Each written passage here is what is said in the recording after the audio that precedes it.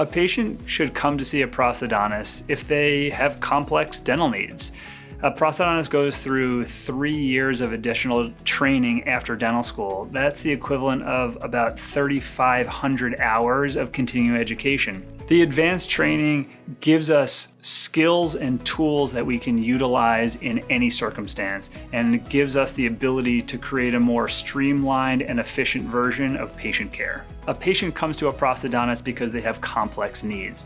And when you walk into the door of our office, because of the training that we have a better ability to understand the anatomy, we have a better ability to handle any complex needs that arise, any challenges that come into play.